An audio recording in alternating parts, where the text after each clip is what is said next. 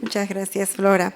Bien, entonces comenzamos con nuestro primer panel, que lo hemos denominado cómo abrir camino hacia una arquitectura financiera justa, equitativa y sostenible.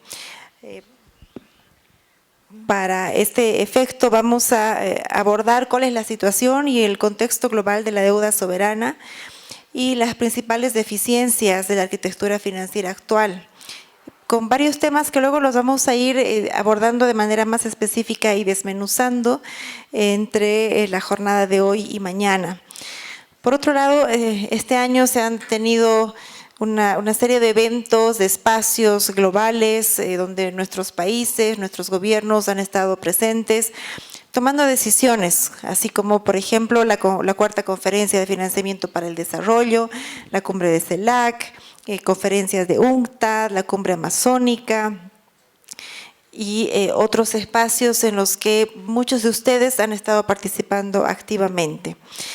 Bien, entonces vamos a comenzar. En este panel tenemos la presencia de Daniel Munevar. Bueno, no está presente, pero espero que lo tengamos ya de manera virtual. Él no ha podido participar de forma presencial. Daniel Munevar es el director adjunto de Colombia para el Fondo Monetario Internacional. También tenemos a Flora Sonkin. Flora, gracias. Flora es del Society for International Development y también es miembro de la Secretaría del Mecanismo de Sociedad Civil para Financiamiento al Desarrollo. Tenemos también de manera virtual a Esteban Pérez de CEPAL y de manera virtual a Cristina Lascaridis. Ella es de Open University. Y finalmente teníamos a Zenaida Yazacama, que ella es ex vicepresidenta de la Confederación de Nacionalidades Indígenas del Ecuador y por un problema de salud no está presente. Sin embargo, esperamos que durante la discusión podamos abordar también temas desde el territorio y desde los derechos de los pueblos indígenas. Sin más preámbulo, me gustaría comenzar dándole la palabra a Daniel Munevar. ¿Está conectado? Bien, Daniel, gracias, bienvenido. Y nos gustaría conversar contigo principalmente sobre el importante rol que ha tenido Colombia en este año en distintos espacios regionales e internacionales, además que Colombia tiene la presidencia de CELAC, han sido anfitriones de la Cumbre de Países Amazónicos y en abril se publicó el informe final del grupo de expertos sobre la deuda, naturaleza y resiliencia climática. Al mismo tiempo, el rol de Colombia es importante en instituciones financieras como el Fondo Monetario Internacional. En este contexto, ¿cuál es la visión que tiene Colombia sobre la reforma de arquitectura financiera que se necesita para América Latina y el Caribe, incluyendo los temas en materia de deuda? Y en tu perspectiva, Daniel, ¿cuáles son las principales oportunidades y prioridades para la región hacia los siguientes años? Daniel, adelante, por favor. Okay. Buenos días y ante todo mis disculpas por no poder estar ahí presencialmente. Segundo, quiero agradecer a Patricia de la Tiendad por la invitación y la buena organización del evento. Y tercero, resaltar que hablo en capacidad personal y que lo que estoy diciendo esta mañana acá no representa la posición del fondo ni del directorio del FMI. Con esto fuera del camino, efectivamente Colombia en los últimos años ha venido resaltando que la arquitectura financiera internacional enfrenta una crisis de legitimidad y de eficacia. Colombia, de manera particular, ha sido un actor activo en la búsqueda de reformas a esta arquitectura, liderando, como ha mencionado Patricia, el espacio de CELAC, la Cumbre Amazónica, el grupo de expertos sobre deuda y también con participación activa tanto en las reuniones de FFD4 del Pacto de Sevilla en el pasado junio y más recientemente en la COP30 en Brasil. A pesar de estos esfuerzos, es claro que persisten deficiencias estructurales La arquitectura financiera internacional no responde adecuadamente a las necesidades de financiamiento para el desarrollo sostenible, no responde a los problemas que enfrentamos en materia de gestión de la deuda en contextos de alta vulnerabilidad y de riesgos sistémicos, y con problemas crecientemente sustanciales como lo representan el cambio climático.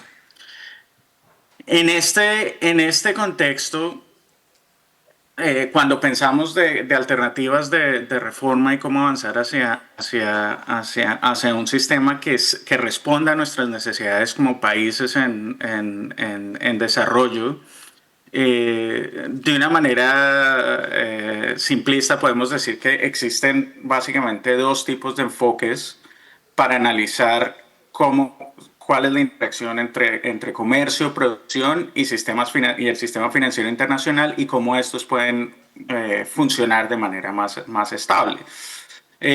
Uno de estos enfoques se basa en el supuesto que los flujos de capital, la distribución de capital es eficiente y estable cuando se permite que éste se mueva de manera libre para alcanzar los retornos más altos sin ningún tipo de restricciones. Si este tipo de sistema es inestable, este tipo de enfoque implica que es porque los países o están insuficientemente preparados, sus instituciones económicas no son suficientemente robustas o porque sus políticas domésticas son incoherentes y contradictorias. Entonces, la solución bajo este tipo de enfoque es fortalecer las instituciones económicas y asegurar la implementación de políticas sostenibles y coherentes.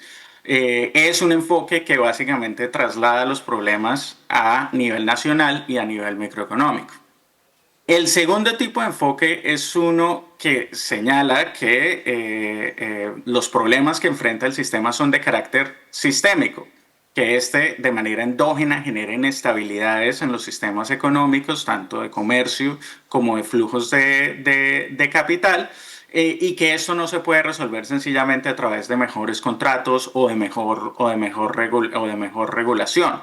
Lo que necesitamos es soluciones multilaterales que precisamente traten de atender el carácter sistémico de los problemas y que por sobre todo reconozcan las diferencias en términos de necesidades y vulnerabilidades de los países en desarrollo. Esta es una posición que, por ejemplo, UNCTAD ha adoptado históricamente este segundo enfoque. Lo que es interesante del momento actual donde estamos es que los supuestos del primer enfoque que señalé están siendo cuestionados, ya no por países en desarrollo, sino por los centros de poder de la economía global. Y aunque claramente esto es un desarrollo bastante problemático porque se está llevando a cabo de tal manera que también se están repudiando los pilares fundamentales del sistema multilateral, quiero aprovechar esta oportunidad para hacer un provocativo y señalar que este momento donde estamos también representa una oportunidad no solamente para repensar el sistema, sino de hecho crear este tipo de estructuras que sean realmente funcionales a nuestras necesidades. Y es necesario verlo de esta manera porque, en mi opinión, yo creo que probablemente estamos atravesando por el periodo más antagonístico al desarrollo del último siglo. ¿Y por qué digo esto? Porque estamos en un momento caracterizado por altísima incertidumbre, donde hay riesgos muy pronunciados para la economía global de desaceleración en los próximos años, donde la receta tradicional de utilizar las exportaciones como un modelo de crecimiento está siendo afectado básicamente por la implementación de medidas comerciales unilaterales, donde una de las válvulas fundamentales de escape de los problemas económicos de los países en desarrollo de las últimas décadas ha sido la migración, y donde hay restricciones en aumento a estos flujos migratorios, donde hay caída de la ayuda oficial al desarrollo de manera sistemática en los últimos años, y donde además estamos en un contexto donde hay una transferencia neta y negativa de la deuda persistente desde el año 2022. Esto es que los países en desarrollo están pagando más deuda de lo que reciben en nuevos flujos de capital. Y obviamente todas estas dinámicas hacen que los problemas de desarrollo y los problemas de deuda más específicamente pues se vayan a seguir agravando. Ahora, el tema es que las soluciones a estos problemas no van a venir de los mismos lugares que están generando esta inestabilidad sistémica. Nos corresponde a nosotros como países en desarrollo avanzar hacia esas soluciones. La cuestión es que cuando pensamos en soluciones sistémicas, uno de los paradigmas es que la solución se encuentra en salas de reuniones en Nueva York o en Ginebra, y el resultado de grandes acuerdos globales. Por ejemplo, un Bretton Woods 2.0. Sin embargo, yo creo que es importante adoptar una perspectiva alternativa y entender que el mundo ya está cambiando, y que no está cambiando como el resultado de una fuerza singular, sino de diferentes acciones que están teniendo lugar en diferentes partes del sistema, y que esas acciones en su conjunto son las que van a determinar la forma del sistema en el futuro. Entonces, ¿qué es lo que tenemos que hacer? Lo primero es retomar uno de los mensajes de la tradición intelectual histórica de UNCTAD, de pensar los aparatos de producción, de comercio y financieros de manera comprensiva. Y eso implica que lo primero que tenemos que hacer, donde tenemos que hacer más énfasis, es tenemos que poner desarrollar políticas que nos permitan diversificar nuestros aparatos productivos y nuestras redes comerciales, empezando por acelerar la integración comercial regional para diversificar nuestras redes de comercio. En ese sentido, por ejemplo, Uruguay en la región es un buen ejemplo de lo que ellos han venido haciendo en los últimos 20 años, de diversificar tanto sus exportaciones como también su exposición comercial. Uruguay es uno de los países que se ha visto menos afectados por las tensiones comerciales en la región, precisamente por los esfuerzos que ellos han hecho en materia de esfuerzos de diversificación. Lo segundo es que el aspecto financiero sigue al aspecto comercial. La diversificación de flujos comerciales va a requerir el desarrollo de mecanismos alternativos de pago que permitan, por un lado, proteger el comercio, pero también por el otro proteger esos sistemas de pagos de medidas extraterritoriales. En la región, tanto Brasil como Colombia hemos hecho avances importantes en materia de crear sistemas locales de pago que reducen los costos de transacción y protegen la actividad económica a nivel nacional. El siguiente paso es pensar cómo avanzamos en una lógica regional. Y en la medida en que precisamente desarrollemos vínculos comerciales con otros países, y en la medida que balances se empiecen a acumular, pues eso va a requerir el desarrollo de mecanismos de financiamiento y mecanismos de apoyo que aseguren el funcionamiento adecuado de estas relaciones, de las relaciones financieras. Y es precisamente aquí donde yo creo que hay una oportunidad importante de repensar cómo la arquitectura financiera internacional funciona en términos de utilizar estos nuevos espacios de desarrollo para promover financiamiento de largo plazo, reglas multilaterales para resolución de deuda y acuerdos básicos sobre transparencia, incluyendo el establecimiento de una plataforma internacional de transparencia de deuda. Ahora, como resalté, yo creo que el avance en esta dirección va a ser menos el resultado de un plan maestro, sino más bien como resultado de la experimentación y de lo que hagamos, no solamente a nivel nacional, sino también regional y como países en desarrollo. Entonces, está claro que estamos en un momento muy complicado, con un alto grado de incertidumbre, pero uno que demanda curiosidad intelectual precisamente para avanzar en estos otros caminos y también valentía política para mantener esos compromisos. Colombia en este sentido ha sido muy vocal apoyando el compromiso de Sevilla. Actualmente estamos trabajando con otros países para avanzar en la implementación de la plataforma de deudores que actualmente está siendo coordinada por parte de la UNCTAD. Y específicamente en el Fondo Monetario, la estructura de trabajo que tenemos es, primero que todo, hacer énfasis en la importancia del multilateralismo y la interdependencia, desde la perspectiva que existen claros límites a las respuestas nacionales a los problemas sistémicos. Y en la medida en que desplacemos la responsabilidad a los países para responder a estos problemas sistémicos, vamos a agravar aún más los problemas que enfrentamos a nivel global. Estamos haciendo énfasis en avanzar en la reforma del sistema de gobernanza del fondo en el contexto de la revisión de cuotas para asegurar que los países de desarrollo tengan más voz y voto en el fondo, y finalmente proteger y avanzar en una visión más progresiva del mandato que tiene actualmente el fondo en temas de clima, de género y de equidad. Lo dejo ahí. Muchas gracias.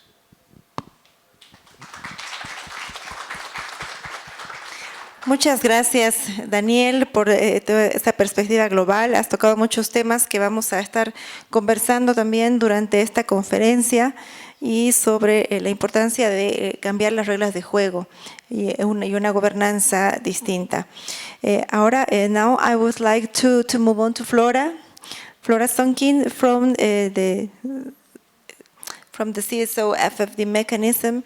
Flora, civil society has made multiple efforts to put forward proposals and calls for real and transformative reform of the international financial architecture during the whole financing for development process.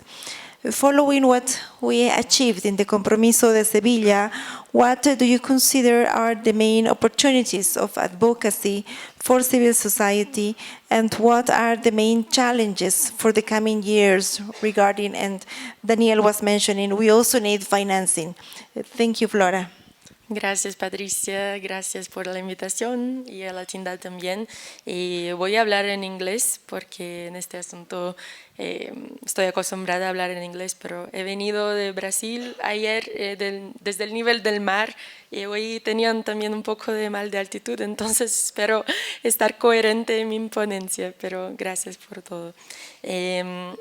So it's my pleasure to be here on behalf of SID, but also of the facilitation team of the Civil Society FFD mechanism that you mentioned, Patricia. But for those of you who may not know what the mechanism is, it's a space it's the official mechanism for civil society's engagement in the financing for development process, where interested organizations coordinate advocacy, our common demands, our engagement in the process, campaigning, and it consists of an open list of usually around 400 organizations, 500 members, but during the run-up to the FFD4 conference, this number more than doubled. So I think we're more than 1,000 people on the list now. And for those of you who are not familiar with the FFD process, it is the only really democratic global space where global economic governance is addressed, having the issues of climate change, inequalities, and human rights at its core. And I think it's important to say that the FFD is not about fundraising to fill the SDGs, but it was created as a space meant to expand the fiscal and policy space for developing countries to finance their own development. And it started as an outcome of a discontent of developing countries with the existing systems of international financial architecture, and how decision-making spaces such as the IMF or the World Bank were not democratic and not where developing countries were not able to speak with the same voice and vote. So even though we see the UN as being far from ideal, it is still the only global institution mandated to address global economic and social challenges where developing countries have an equal say. And it is a space to call for systemic transformation, such as Daniel was mentioning, and the reform and the transformation of the global financial architecture. So indeed, we have been hearing a lot about the need to reform the international financial architecture, and we've been seeing this from all different sorts of actors, from UN agencies to member states coming from different regions, and this has been happening across multiple global governance spaces, and especially we've seen this mentioned a lot throughout the entire preparatory process towards the FFD 4th conference in Sevilla. However, what we see is that what such a reform of the international financial architecture actually means can differ a lot depending on who you speak to. So perhaps the IMF will have a very different perspective from a global south country or from civil society's perspective. So when it comes to the civil society FFD mechanism, a really ambitious transformation that seriously democratizes global economic governance and addresses the deeply rooted asymmetries between countries is what is truly needed. And so when we were gearing up towards FFD4 to the conference, our proposals were supporting and paving the way for exactly that. And one example, for instance, is the call for the UN Debt Convention, also the reform of the International Development Corporation architecture, moving away from charity and towards justice and reparations. That was envisioned also through IDC convention or through a multilateral process towards a new normative framework at the UN for international development cooperation, among other calls, including, for instance, also supporting the process towards a UN tax convention. But we saw the issue of debt as one of the greatest challenges that was being very strongly mentioned and put in the agenda towards the 4th Financing for Development conference. And there are many reasons for that. And I probably don't even need to say this because I think so many in this room are familiar with the fact that debt in the Global South is growing twice at the rate of Global North countries, especially since 2010. And with more than half of low-income countries dealing with debt distress. It is also estimated that 3.4 billion people, which is nearly half of the world's population, live today in countries that spend more on debt payments than on health or education. This is also the case for many Latin American countries. And in these cases, governments default on human and environmental rights obligations and limit investment in their own development strategies instead of defaulting on their sovereign debt. And this relates to the issue that Daniel was mentioning too as well, in terms of more money flowing out of countries in terms of the debt repayments than money flowing in terms of credit or capital flows. And when governments struggled with those debt payments or faced conditional debt relief, they often resort to austerity measures, and this includes privatizing public services, cutting social protection, and et cetera. And when these essential public services collapse under the weight of austerity, it is women's unpaid care work that takes up the slack. And at the same time, 40% of tax revenues in the Global South are used to repay the total debt service annually, and interest rates reach even 12 times higher than those of Global North countries. Also important to note the context and the issue of unilateral coercive measures, which continues to suffocate economies and impacts millions of lives, and the context of drastic cuts in official development assistance, while at the same time trillions are spent on wars and genocide. All of these issues really constrain developing countries' fiscal space and the ability to address inequalities and invest in sustainable development. When it comes to military spending, for instance, last year we had a record $2.7 trillion spent, and that is over 12 times the amount spent on official development assistance in the same year. So all of these issues, I think, are really important to put on the table when we're discussing spending fiscal space, and of course debt is extremely central to this discussion. And this increasingly worsening situation takes place under a system that is very much creditor-driven, and where debt is yet another colonial instrument that sustains economic power in a few hands. This perpetual state of indebtedness reflects a pattern of exploitation of people and natural resources, where southern countries are held under the weight of illegitimate debt and a perpetual cycle of borrowing. I think I could keep going on the discussion of this analysis for a long time, but I think it's really important to place this issue of debt in this issue that also relates, for instance, to commodity dependencies and all these constraints that prevent Global South countries from socioeconomic transformation and attaining sustainable development goals.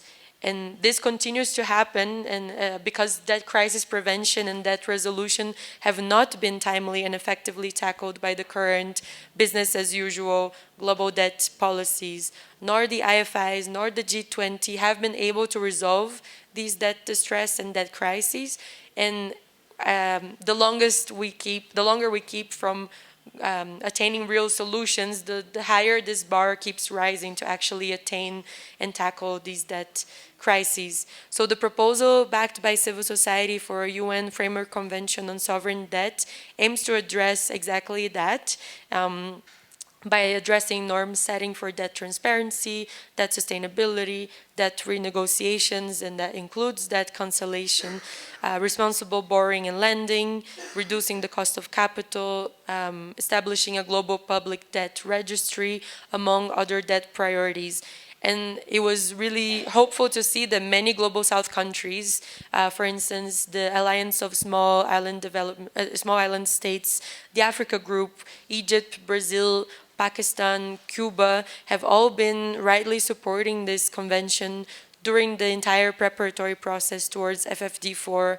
And this is actually a demand that is very much key to this reform of the international financial architecture that we're talking about. So we saw the Sevilla outcome document as very well defining the challenges and the analysis of the problem, but we've seen many Global North countries, and the EU in particular, negotiating in bad faith and pushing to water down the outcome document and effectively removing the earlier proposals for the debt convention.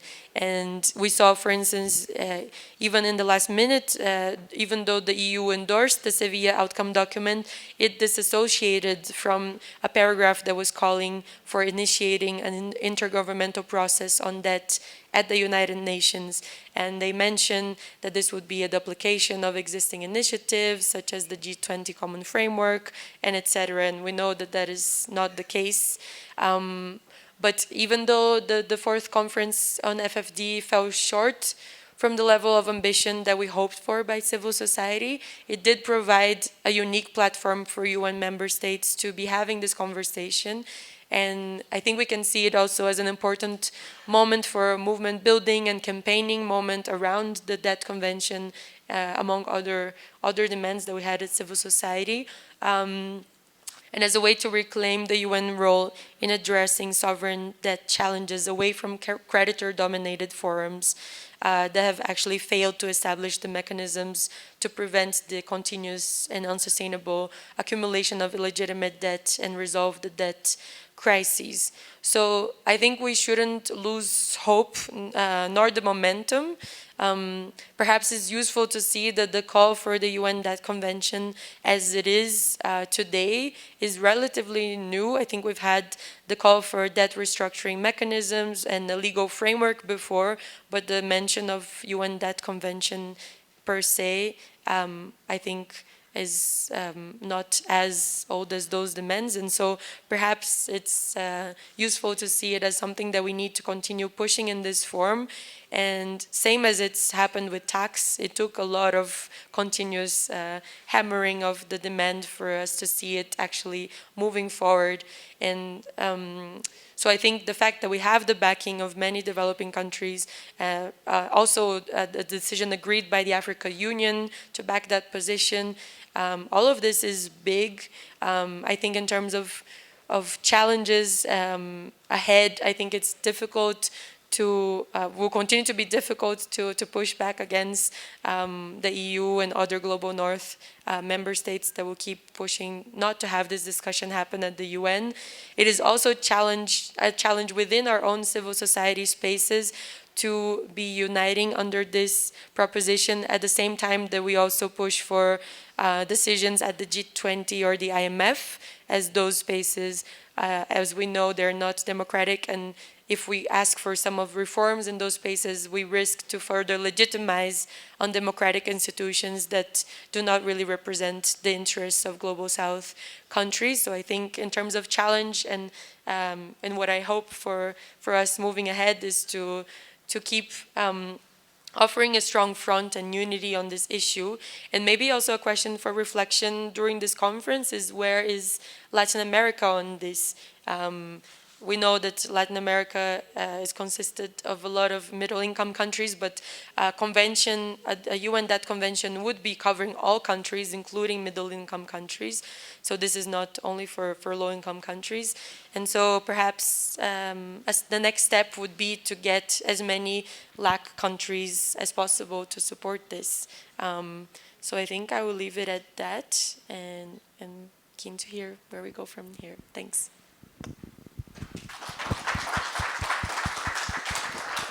Muchas gracias, Flora, por introducirnos y sumergirnos en todo lo que ha sido ese proceso de financiamiento al desarrollo y también cuáles son estas ventanas de oportunidad respecto a la deuda y a una verdadera reforma a la nueva arquitectura financiera.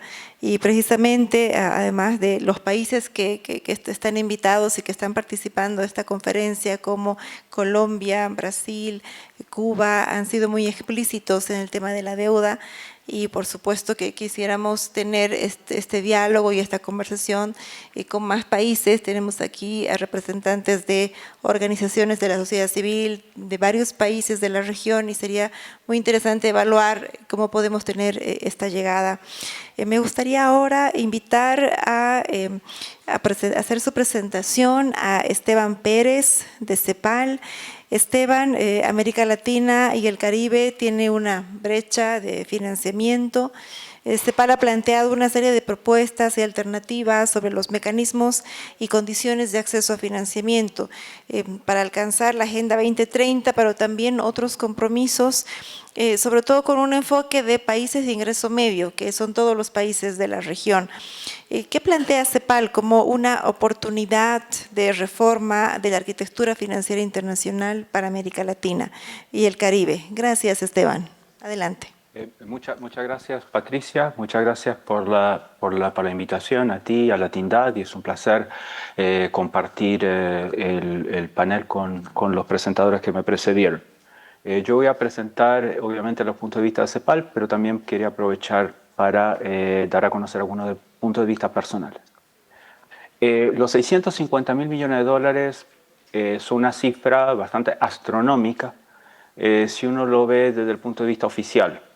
El Fondo Monetario dispone a nivel global aproximadamente en préstamos de 300.000 millones de dólares, no más.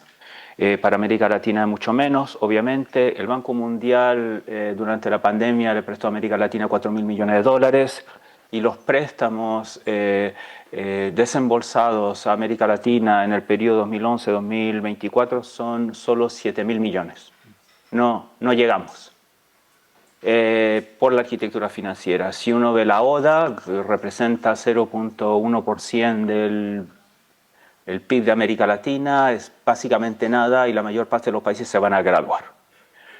Pero si uno compara esto con lo que es la liquidez a nivel global, hay una simetría muy grande.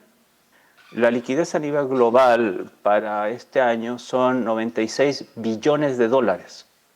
Si todas las regiones del mundo en desarrollo necesitaran 650.000 dólares anuales, no sería absolutamente nada, no representaría nada de la oferta monetaria a nivel global. La liquidez fuera de Estados Unidos, de préstamos en términos de préstamos transfronterizos, financiamiento por mercado de bonos, son 13 billones de dólares, de los cuales 1 billón va a América Latina. Entonces, el tema de por qué esta liquidez que se genera no permea a las instituciones oficiales y no permea a los fines de desarrollo, yo creo que es algo que hay que plantear. Y lo mismo ocurre con el tema de la deuda. La deuda de hoy y la crisis de la deuda no es lo mismo que la deuda de los años 80, cuando esencialmente una buena parte eran organismos oficiales y los organismos oficiales tenían algún tipo de influencia sobre la banca comercial. El sector bancario, el sector financiero no bancario, que tiene una buena parte de la deuda, es difícil con el cual tratar. Y conocemos poco al respecto y el sector financiero no bancario no tiene por qué cumplir con las reglas de la arquitectura financiera que imponen las instituciones internacionales. Y yo creo que eso es algo que hay que plantear. ¿Qué vamos a hacer cuando los organismos oficiales no tienen la disponibilidad de recursos y el resto de los agentes sí la tienen, pero no dialogan o no contribuyen a generar esos recursos de manera oficial o de manera que fomente el desarrollo a los países en desarrollo, incluyendo a América Latina? La región puede aprovechar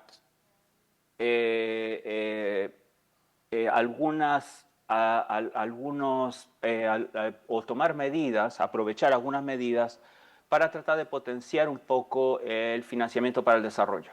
Pero yo creo que un tema central para poder hacer esto es tener un mejor conocimiento de cuántos recursos dispone la región y de por qué algunos mecanismos no funcionan como deberían funcionar. En general hablamos de la deuda. Y la deuda a mí me parece bien, y la deuda es algo positivo y es algo bueno si se orienta al financiamiento productivo. La deuda significa un gasto, el gasto significa ingreso, porque el gasto tiene un efecto multiplicador en la economía. Y aparentemente en América Latina eso no ocurre. Y uno se debería plantear en parte por qué el multiplicador es tan bajo en América Latina. ¿Por qué no podemos capturar esos ingresos generados por los gastos derivados de la deuda, que esos ingresos deberían poder pagar por el financiamiento de esa deuda? Hablamos en la deuda de la deuda externa, pero el tema de los mercados de deuda local también tienen que ser incluidos en el análisis. Las tasas de interés en los mercados locales es mucho mayor que las tasas de interés externas y muchas veces se transforma en un incentivo para que los países se endeuden externamente. Yo conozco más de un país que se endeuda externamente para pagar una deuda interna del mercado local. Y la deuda interna del mercado local es importante porque quien es uno de los principales compradores es la banca comercial. Y esas son cosas que hay que tener en consideración y hay que incluir. Obviamente están todos los temas de inversión pública, todos los temas de la recaudación tributaria, pero si no tocamos estos otros temas, yo creo que las propuestas van a ser incompletas. Aparte de ampliar el espacio fiscal, tratando de analizar mejor cómo funciona el multiplicador, de analizar mejor la relación entre los mercados de deuda externa y los mercados de deuda interna, es el tema de la inversión del sector privado. Nosotros hablamos siempre de la inversión del sector público, pero la inversión del sector público en relación al total es un 25%, es muy baja. Y los gobiernos generalmente ajustan en el ciclo por la inversión pública. La inversión privada representa el grueso. Y uno tiene que plantearse en América Latina quién invierte. Porque quien invierte no son las pymes. Quien invierte son las grandes empresas.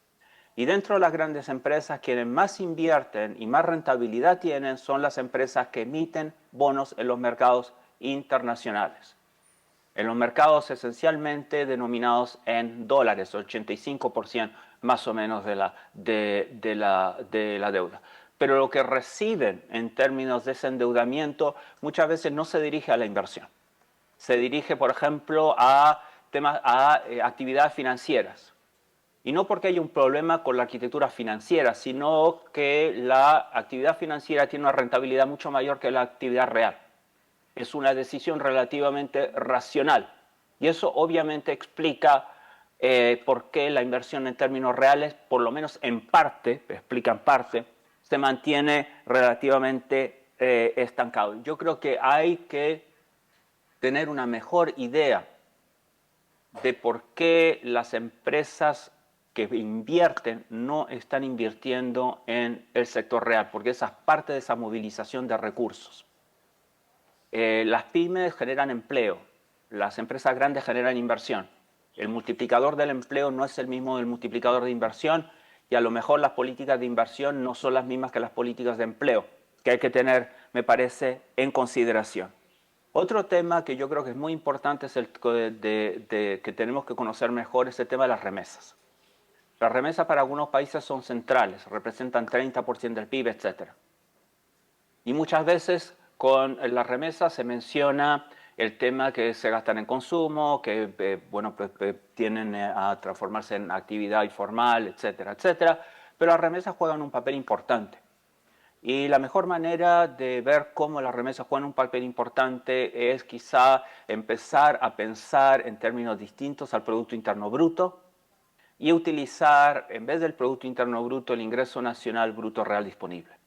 Porque cuando uno utiliza el Ingreso Nacional Bruto Real Disponible, uno entiende que, por ejemplo, en el 2020, algunas economías, en el caso de Centroamérica, tuvieron una tasa de crecimiento positiva, incluso con la pandemia. Y si la tasa de crecimiento, la contracción económica con el PIB era 9%, cuando uno tiene en cuenta el efecto remesas, puede llegar a ser 50% menos, 4% menos. Y el impacto de las remesas es importante porque juega un papel central en el sistema financiero. Es una fuente importante de financiamiento de la banca comercial que a su vez puede generar préstamos para la actividad productiva. Al igual que las remesas, por normativa de algunos países, son capturadas por el Banco Central para estabilizar el tipo de cambio y aumentar las reservas. Entonces, estos tipos de mecanismos creo que son centrales y para mí son parte de esta arquitectura financiera. Quería terminar con el tema de la banca de desarrollo. La banca de desarrollo regional presta más que la banca de desarrollo multilateral regional, presta más que la banca de desarrollo multilateral internacional. Si, como yo les mencionaba, en el 2011-2024 los préstamos del Banco Mundial América Latina fueron 7.000 y los de BID fueron casi 11.000, los de la banca subregional llegaron a ser 15.000 millones de dólares. La banca subregional está tomando un papel muy importante. Hay que conocer mejor cómo dirigir los recursos, cuáles son los canales que puede utilizar, los instrumentos como los préstamos en moneda local y otro tipo de instrumentos para promover el desarrollo productivo, porque por ahí se pueden generar recursos que son importantes para financiar la actividad productiva. Y el otro tema que es importante es el tema de la banca nacional. Existen en América Latina 105 instituciones, 107 instituciones financieras para el desarrollo. No hay un modelo. No sabemos exactamente en el agregado cuánto financiamiento proveen. Hay estimaciones que del orden de cercano a 200.000 millones de dólares, pero no tenemos nada preciso. Yo creo que este tipo de esfuerzo de saber cómo funciona la banca nacional, cómo se puede articular con la banca subregional, los temas de cómo el multiplicador, por qué los países al gastar generan deuda en vez de generar actividad productiva, el tema de las remesas, son esfuerzos que los países y las instituciones deberían poder hacer más allá de las propuestas para cambiar la arquitectura financiera internacional, y es la única manera que pienso yo en una región tan heterogénea con los problemas que tiene, es la única manera realmente de poner el dedo en la llaga en los esfuerzos que se pueden hacer en la región para fomentar el financiamiento productivo y para alguna manera estimular el crédito y para generar un mejor nivel de bienestar. Gracias.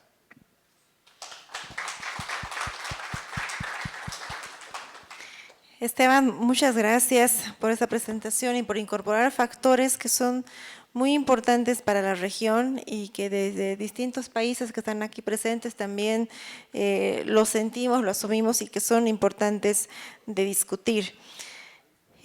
Lamentablemente comunico que nuestra colega Cristina Lascaridis no va a poder participar con nosotros el día de hoy, ella iba a conectarse de forma virtual, pero por un tema del cuidado de la salud de su bebé se disculpa con todos nosotros y es también parte del trabajo del cuidado que es muy importante. Entonces, me gustaría invitar a la audiencia que podamos tener una discusión, un debate, comentarios. Hemos recibido una serie de información, de datos, de procesos que se han ido dando y sobre todo tratando de aterrizar desde lo global y desde lo regional a cómo podemos tomar estos elementos para América Latina, para nuestros países. Y por supuesto también son muy bienvenidos los comentarios que puedan ayudarnos a complementar este panel por las dos ausencias que tuvimos, para mirar también cómo entendemos y cómo esta arquitectura financiera que estamos buscando, que queremos que sea reformada, que tenga una transformación, pueda contribuir a todas las necesidades desde una mirada feminista, desde una mirada de los territorios y de los pueblos indígenas.